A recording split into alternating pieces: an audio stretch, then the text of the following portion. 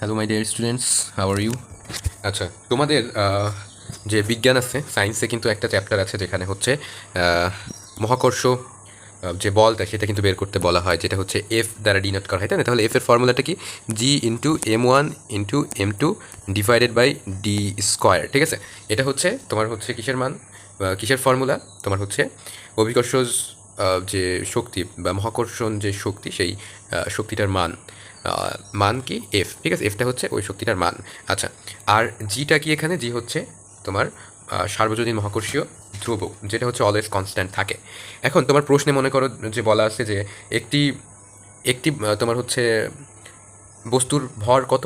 50, এবং আরেকটির হচ্ছে 60, ঠিক আছে? 50 এবং আরেকটি 60, এবং তাদের মধ্যবর্তী দূরত্ব, তার মানে এই যে 50 কেজির বস্তু এবং 60 কেজির বস্তু, তাদের মধ্যবর্তী দূরত্ব কত? মনে করো 3 মিটার, ঠিক আছে? এটা তোমার হচ্ছে বলা আছে। তাহলে ডি স্কোয়ার মানে কি? ডি স্কোয়ার মানে হচ্ছে 3 স্কোয়ার। এবার তোমার হচ্ছে এখানে যে মহাকর্ষীয় ধ্রুবক, যে মহাকর্ষীয় ধ্রুবকটা, সেটার মান তোমরা সবাই জানো। সেটার মান কি জানো? 6.6.673 ইন্টু 10⁻⁻11, ঠিক আছে? এইটা হচ্ছে মহাকর্ষীয় ধ্রুবক। এখন এইটা তোমরা ক্যালকুলেটারে কীভাবে করবে? মনে করো তোমাদের কাছে সাইন্টিফিক ক্যালকুলেটার নাই, তাহলে সেক্ষেত্রে তোমরা কী করবে? এই দেখো, টেনের উপর পাওয়ার কত আছে বলো তো? -11 আছে, ঠিক আছে? তোমরা ফার্স্টলি এটাকে ইগনোর করবা। তো দেখো সাইন্টিফিক ক্যালকুলেটর ছাড়া এটা কীভাবে সমাধান করা যায়। আমরা এই যে এখানে থাকা মানে কি? এখানে থাকা এই যে জিটা এখানে আছে মানে কি বলো তো? মানে হচ্ছে উপরের সবগুলোর সাথে কিন্তু গুণ আকার আছে। জিটার এটার সাথে যে সম্পর্ক, সেটা হচ্ছে কি? এটা উপরের যেগুলো আছে সেগুলোর সাথে কিসের সম্পর্ক?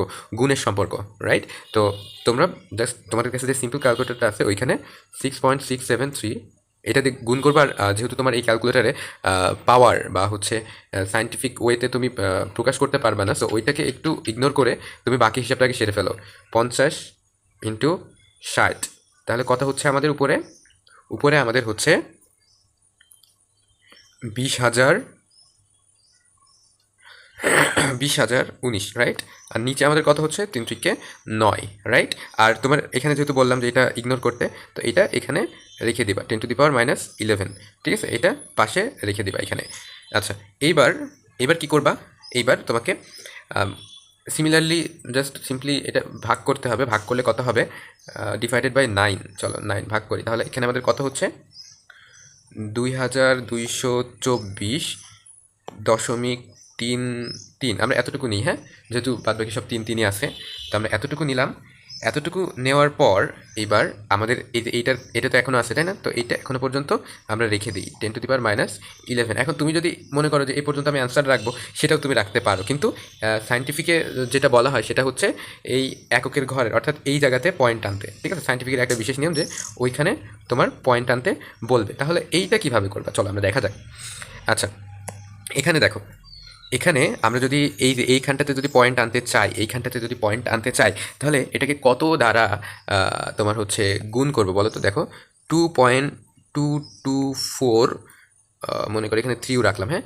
পয়েন্ট আমরা এইখানে আনছি, তার মানে কি? আমরা নিশ্চয়ই কোনো কিছু দিয়ে ডিভাইড করছি এটাকে। আচ্ছা, আমি তোমার বোঝার সুবিধার্থে ডিভাইড করাটাও দেখিয়ে দিই, হ্যাঁ, যেহেতু তোমরা এখন ছোটো মানুষ। আচ্ছা, তো চলো আমরা ডিভাইড করে দেখাই। 2, 2, 2, 4, 2, 2, 2, 4, 3, 3, হ্যাঁ। সরি, 3টা আমি এখন রাখছি না। এটাকে আমরা ডিভাইড করে দিই, হ্যাঁ, 3, এটাকে আমরা ডিভাইড করে দিই কত দিয়ে? এখানে কত দ্বারা ডিভাইড করা যাবে যদি আমরা এককের ঘর পর্যন্ত আনতে চাই? কত দ্বারা ডিভাইড করা লাগবে বলো তো? 1000 দ্বারা, তাই না? কারণ এখানে 3টা সংখ্যা আছে, এরপরে কয়টা সংখ্যা? 3টা সংখ্যা, এই জন্য 3টা শূন্য, অর্থাৎ 1000 দ্বারা আমরা এটাকে ডিভাইড করতে পারবো। তো 1000 দ্বারা যেহেতু ডিভাইড করলে 1000 দ্বারা কী করবা? মাল্টিপ্লাইও করবা, তাই তো? আর এখানে 10⁻11 কিন্তু থেকেই যাচ্ছে। আচ্ছা, এইবার এইবার তোমরা যখন এটাকে ডিভাইড করবা, তখন এখানে কি আসবে বলো তো? এখানে পয়েন্টটা কিন্তু এই যে 2-এর পাশে চলে আসবে, অটোমেটিক্যালি 2-এর পাশে চলে আসবে পয়েন্টটা, তাই না?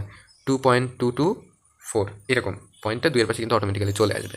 আচ্ছা, আর 3 নিলাম না, যেহেতু ওইগুলো পাশের ছোটো, হ্যাঁ, না নিলেও সমস্যা নেই। এখানে যদি আমরা 4 না নিই তাও কিন্তু হবে। আচ্ছা, এই যে আমাদের এতটুকুর কাজ কিন্তু এইখানে হয়ে গেল, বুঝতে পারছো? এতটুকুর কাজ কিন্তু হয়ে গেল।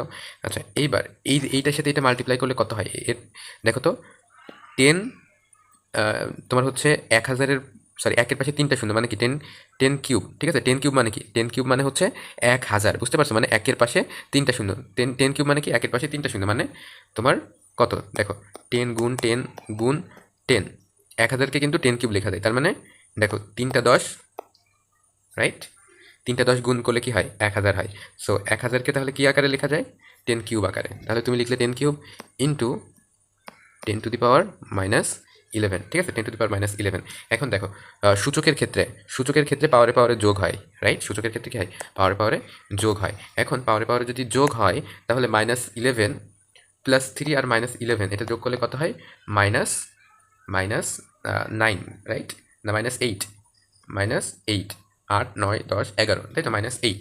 আচ্ছা, তাহলে 2.224 ইন্টু 10⁻, কত হচ্ছে, 10⁻−8। এটা কিন্তু খুবই সিম্পল একটা ওয়ে, যাদের ক্যালকুলেটর নেই তাদের জন্য এই যে সাইন্টিফিক ওয়েতে কীভাবে প্রকাশ করতে হয় এটা কিন্তু জানতে হবে। এটা তোমাদের নবম দশম শ্রেণীতেও যে সূচকের আছে, অর্থাৎ জেনারেল ম্যাথের সেকেন্ড চ্যাপ্টারে কিন্তু এটা পাবে, ঠিক আছে।